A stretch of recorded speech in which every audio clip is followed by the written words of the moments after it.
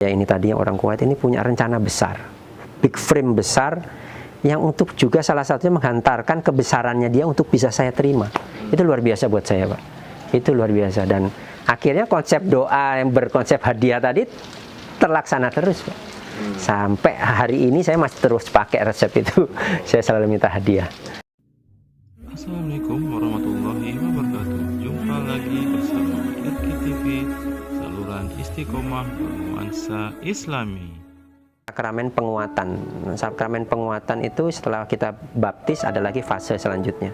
Di fase remaja itu. Nah, di fase sakramen penguatan itu nanti ada pilihan mau jadi pelayan pastor di altar apa tidak. Nah, saya mengambil step yang selanjutnya tadi.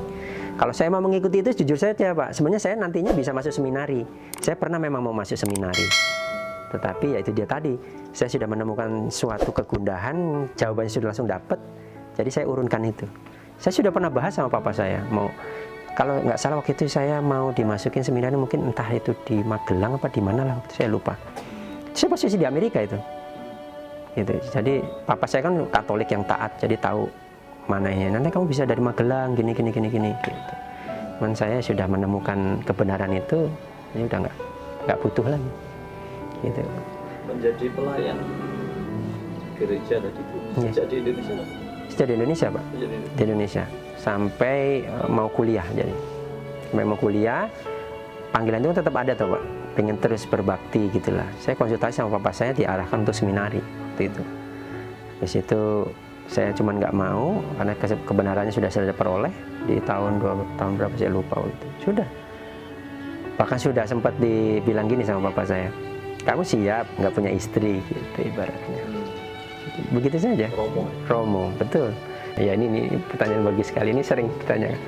Saya memandang Islam itu adalah agama teroris, Pak. Teroris, kenapa teroris?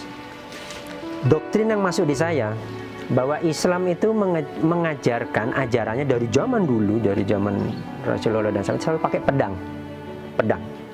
Doktrin itu mulai dari saya sekolah SMP, SD itu sudah jelas bahwasanya agama kasih itu hanya jadi agama saya dulu di Katolik. Agama kasih mereka bilang. Sedangkan agama seberang dalam arti ini Islam, mereka mengatakan bahwasannya mereka dengan kekerasan. Makanya bisa dibilang ada bom bunuh diri, ada perang zaman dulu sampai sekarang itu perang, penggal kepala dan sebagainya itu seperti itu. Jadi doktrinnya seperti itu, Pak.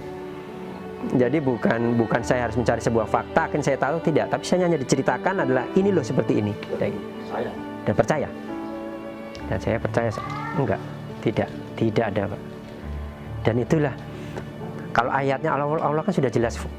Allah bilang bahwasannya pada saat aku kasih ujian, kamu akan mencari aku. Begitu juga pada saat kamu beri kesenangan, maka kamu akan melupakanku. Nah, Allah ini hadir kepada hidup saya itu pada saat saya malah lagi senang-senangnya, Pak. Dunia saya punya, semuanya saya punya lah.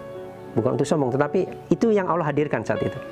Bahwasanya saya harus sudah tidak perlu memikirkan gundah gulaga, tapi kenapa harus ada gundah gulaga di hati saya? Yang berupa hidayah tadi. Gitu, Pak. Ya, secara ekonomi terpenuhi semua, betul. Tapi kok nggak bahagia? Tapi nggak bahagia, hanya senang, saya bilang. Jadi konsep senang dan bahagia harus kita pisah. Beda buat saya senang. Senang itu hanya pemuas hawa nafsu saja, Pak. Kalau bahagia, urusannya hati, Pak. Itu kalau dalam saya, Pak, pandangan saya. Karena seperti Allah menciptakan kita dari berbagai macam wujud, ada jiwa, ada ruh, ada jasad. Itu Allah membuat membedakan kepentingannya itu. Ibaratnya kalau orang nggak sholat, Pak, dia kan tidak akan pernah bahagia karena jiwanya nggak dikasih makan, hanya badannya kita kasih makan. Nah itu kalau dari saya sejak menjadi Muslim, saya tahunya ilmunya seperti itu. Nah sekarang saya tahu ilmunya Islam, jadi saya mulai bisa memberi makan jiwa saya. Jiwa saya bisa kasih makan, ruh saya bisa kasih makan, kayaknya ya enak jalan. Tergugah atau mulai mencari sebuah kebenaran yang dalam hal ini agama, tentunya pada saat awal itu saya terjadi pergolakan. Kenapa? Karena selama saya menjalani hidup sebagai Katolik di Amerika Serikat, seharusnya saya sudah tidak perlu atau sudah nyaman-nyaman saja ya dengan keyakinan saya. Tetapi saat itu hidayah hadir ke saya itu berupa seperti kegundahan. Kegundahan dalam artian saya beragama tetapi tidak menjadi insan yang baik atau individu yang baik. Kenapa? Contoh hal kecil, Di Amerika Serikat itu saya terbiasa dengan minum minuman keras. Setiap detik, setiap menit saya pasti minum minuman keras. Padahal itu masuk dalam ajaran agama saya, Katolik, adalah dilarang minum minuman keras. Tetapi kenapa saya beragama harus saya langgar? Dan semua orang pun melakukannya. Bahkan sampai sekelas pastor pun di atas altar pun mereka minum anggur. Anggur sebagai perjamuan. Itu kan sebuah yang tidak masuk akal buat saya. Dari situ saya mulai Sendiri ya? di dalam menyaksikan sendiri. Itu kan di altar itu kan jamuan suci itu kan pakai anggur. Saya pikir dulu juga ada pertanyaan, kenapa nggak pakai sirup rasa anggur saja gitu. Tetapi setelah saya pernah menjalani untuk sebagai pelayan gereja di Misdinar, pelayan pastor, itu ternyata minuman anggur. Jadi kan secara tidak langsung ada kandungan alkohol di situ. Nah dari situ saya sudah mulai, loh kok seperti ini kalau pemimpin saya seperti itu gitu. Bukan maksud untuk mendeskripsikan sebuah profesi ataupun pendeta, tidak, tetapi saya hanya menyampaikan kebenaran yang saya temukan sendiri. Itu dari konsep seperti itu dosa, yaitu minum-minuman keras. Itu pertama. Kedua, ada keraguan lagi adalah tentang kehidupan saya setelah mati. Kalau di agama saya terdahulu, itu saya yang penting beriman, nanti saya mati pasti masuk surga. Jadi fase hidup itu tujuan surga jelas pasti milik saya saat itu. Tetapi berjalannya waktu saya tidak masuk karena dari konsep dosa tadi kan saya nggak masuk. Tiap hari kan saya menabung dosa dari minuman keras saja.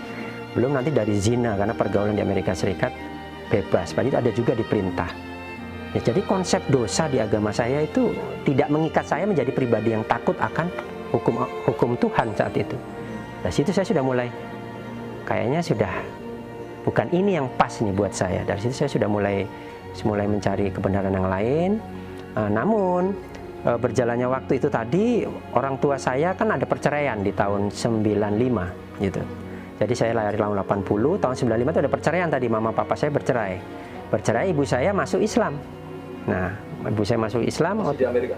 Saya masih di Indonesia. Masih di Indonesia. Saya masih SMP saat itu. Kami menjalani hidup. Saya diberi kebebasan untuk memilih, tapi saya belum memilih saat itu.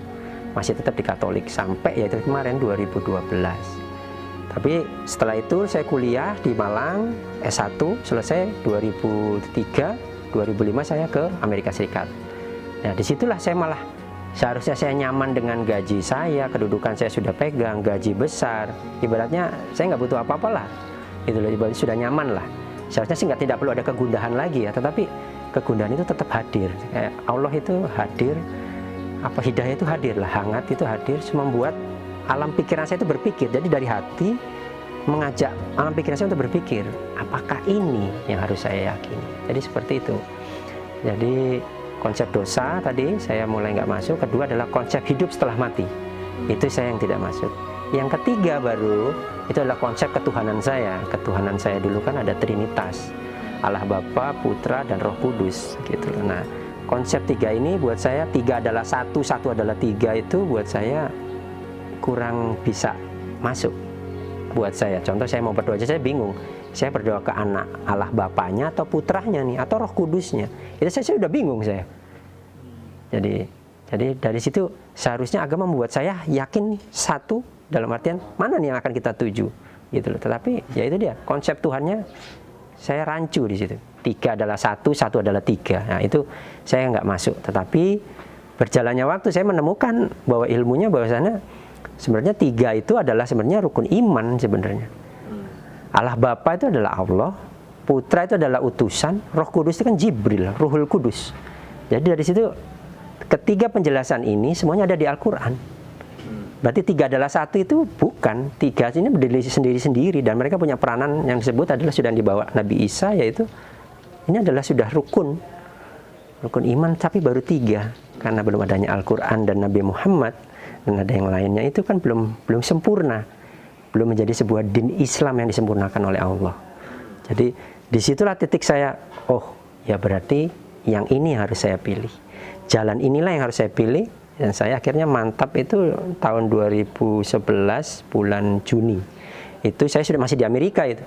Sedangkan saya pulang ke Indonesia di bulan Juni itu 2011 untuk bersahadat di 2012 bulan Januari, sebelum Januari lah, akhir-akhir 2011 lah, karena saya menikah di 2012 Januari itu. Jadi saya Bahkan saya tidak bertanya kepada seorang ustadz pun, kepada hamba atau ciptanya Allah untuk berkonsultasi tentang Islam, tidak.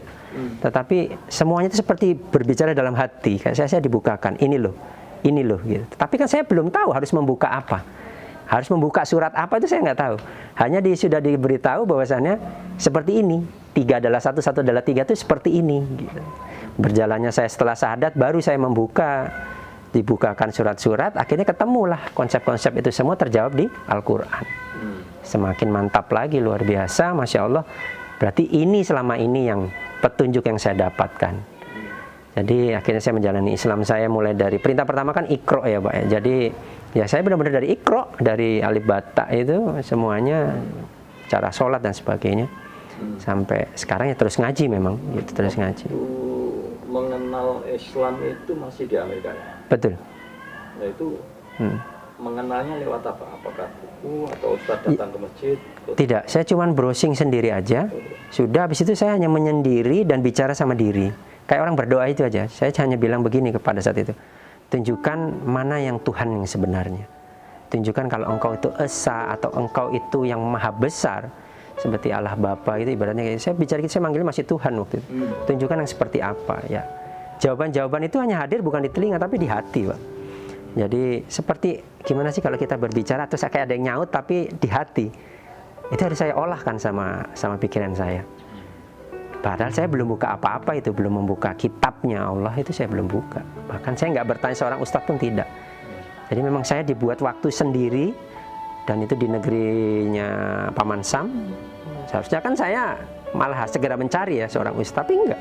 Dorongan itu sudah tidak. Karena mungkin saya sudah melihat mungkin mama saya sudah masuk Islam, kakak saya satu persatu masuk Islam. Mungkin apakah ini saya yang terakhir gitu. Saya kan 3 bersaudara. Saya nomor 2. Jadi kakak saya nomor 1 udah masuk Islam, adik saya udah masuk, mama saya udah masuk. Tinggal saya ini. Tinggal saya gitu. Jadi apakah ini ya panggilannya? Kalau yang dulu kan mungkin saya masih bisa mengolah apakah permintaan orang tua saya harus memeluk agama Islam, tapi enggak.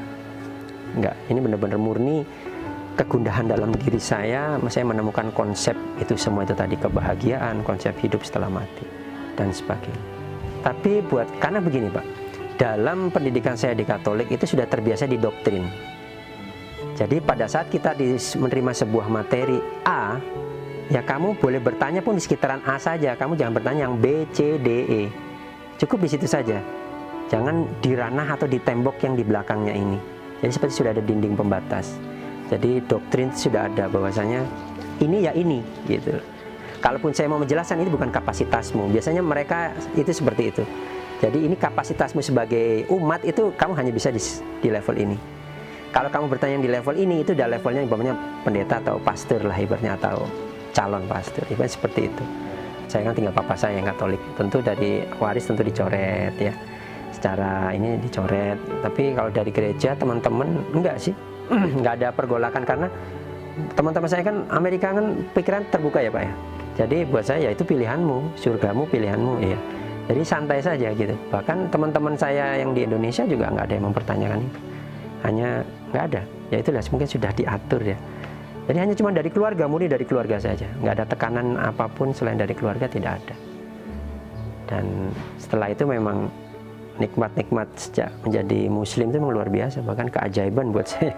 Luar biasa ya, sebenarnya hidup kita ini ada sebuah keajaiban buat saya. Maka saya sampai menerima hidayah itu keajaiban buat saya, luar biasa, luar biasa. Bapak marah ya?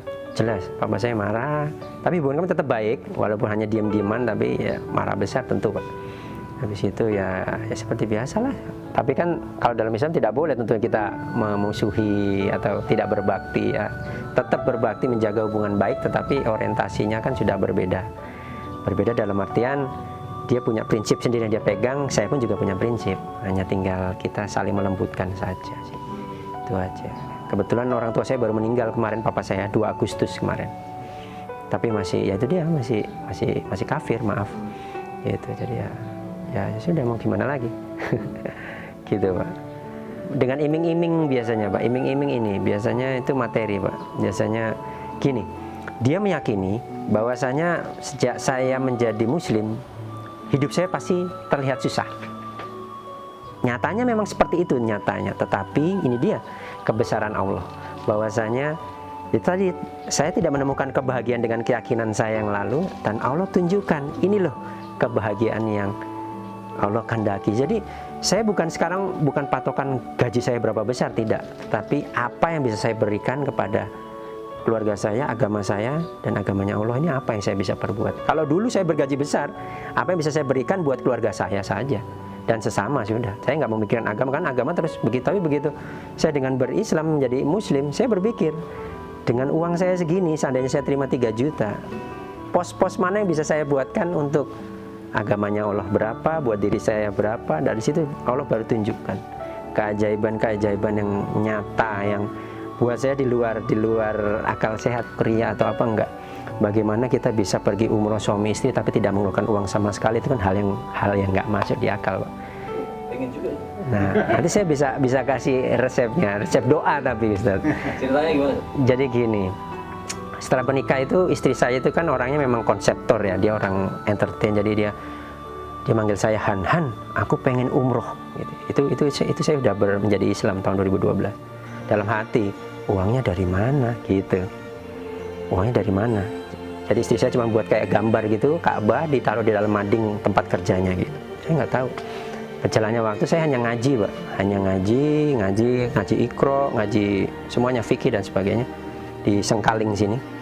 Itu saya dikasih resep doa waktu itu.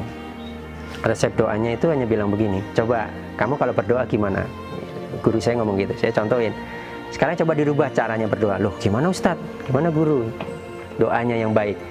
Sekarang minta apapun sama Allah, di depannya dikasih kata minta hadiah. Jadi contoh kalau kita minta mobil, jangan ya Allah aku minta mobil, jangan. Berarti kita harus kerja keras nabung untuk beli mobil. Tapi kalau guru saya bilang, mintalah hadiah mobil. Namanya hadiah, Pak. Kadang nggak usah diminta, ya untuk jenengan dan harus diterima, toh. Nah dari situ saya praktekkan, ya Allah saya minta mobil, ya Allah saya minta hadiah uang untuk bisa umroh. Gitu aja, Pak. Dan ternyata benar kun fayakun gitu, terjadi gitu. Jadi mama saya kan waktu itu sudah bercerai dengan papa saya. Itu menikah dengan seorang pengusaha di Kuwait. Nah, dari tangan beliau itulah saya dihadiahi sebagai hadiah pernikahan. Dia bilang begini waktu itu, baba saya, orang Kuwait itu. Kamu mau program anak atau kamu mau umroh gitu. Ya tentu saya pilih umroh, toh, Pak. Dan ternyata bener kan hadiah, toh, Pak. Hadiah saya terima, saya pilih yang umroh. Begitu udah dapat hadiah umroh, mikir lagi, dasar manusia, Pak. Sangunya dari mana ya? Sangu uang saku lah ya. Saya minta lagi sama Allah, Pak. Ya Allah, saya minta hadiah uang untuk sangu, untuk umroh. Dapat lagi, Pak, hadiah.